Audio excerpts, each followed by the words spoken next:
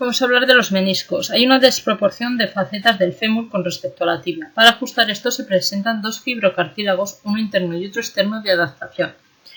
Son semilunares, reciben el nombre de meniscos y se encuentran dentro de la cápsula de la articulación. Al corte frontal tienen forma de cuña triangular, con tres caras. Primero la cara periférica del menisco aplicada a la cápsula, que es la cara exterior. Segundo, la cara superior mirando al cóndilo femoral, que es cóncava, y tercero, la cara inferior mirando al platillo tibial, que es más plana que la superior. La segunda y la tercera no contactan con el hueso, tienen una película de líquido sinovial, entre ellas y el hueso. El menisco externo es forma de media luna más cerrada.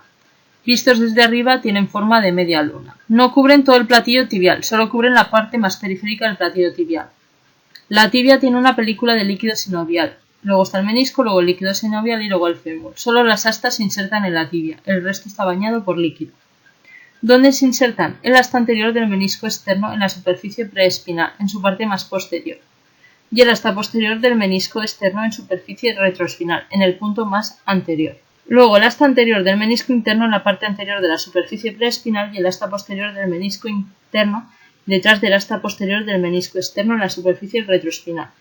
La altura del menisco por su borde periférico, el menisco externo unos 8 mm, el menisco interno 6 mm.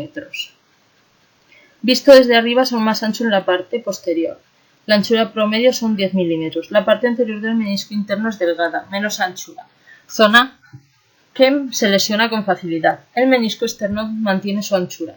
Como solo están fijos por sus astas, se desplazan unos milímetros dentro de la articulación y hacen más cóncavos los platillos tibiales, para dar más ajuste. Los meniscos tienen unos medios de fijación.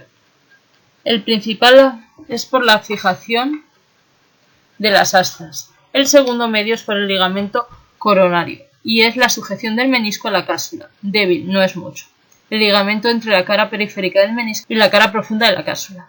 Del menisco interno, toda su cara periférica tiene unido el ligamento coronario y además el ligamento lateral interno, que las fibras profundas se anclan en la parte media del menisco interno. El menisco interno está unido a la cápsula de delante a atrás y además fija más por el ligamento lateral interno. Es menos móvil dentro de la articulación, que por eso es más frecuente su lesión, 20 veces más frecuente.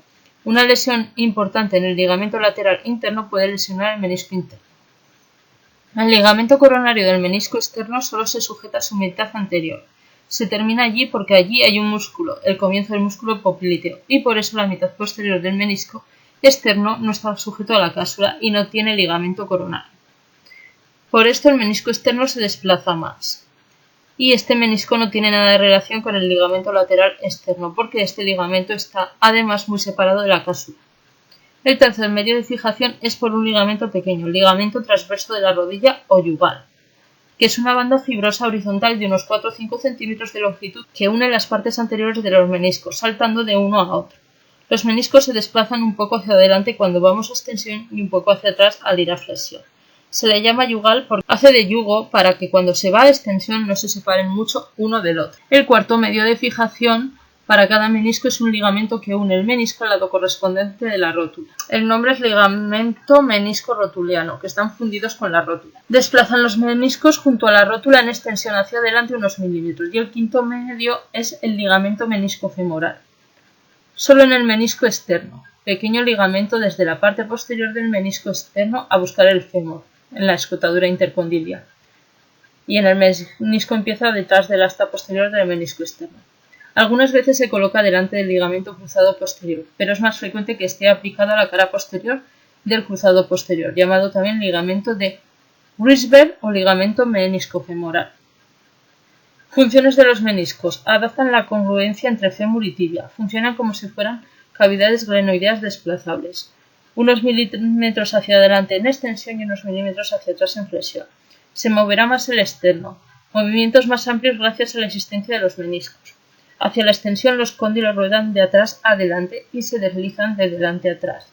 Y hacia la flexión al revés. Y los meniscos les ayudan. También evitan los pinzamientos de la cápsula. Mejoran el reparto con el líquido sinovial, la cámara articular y por su deslizamiento y desplazamiento, y una rodilla con meniscos es más efectiva para transmitir cargas hacia la tibia. Existe una pequeña vascularización de la zona externa del menisco que permite un poco de regeneración, por ello el resto del menisco se nutre del líquido sinovial. Es frecuente la lesión de los meniscos. Cuando el fémur y tibia rotan entre ellos, los meniscos también un poco. El sentido de rotación de los meniscos es contrario a la tibia e igual al del fémur.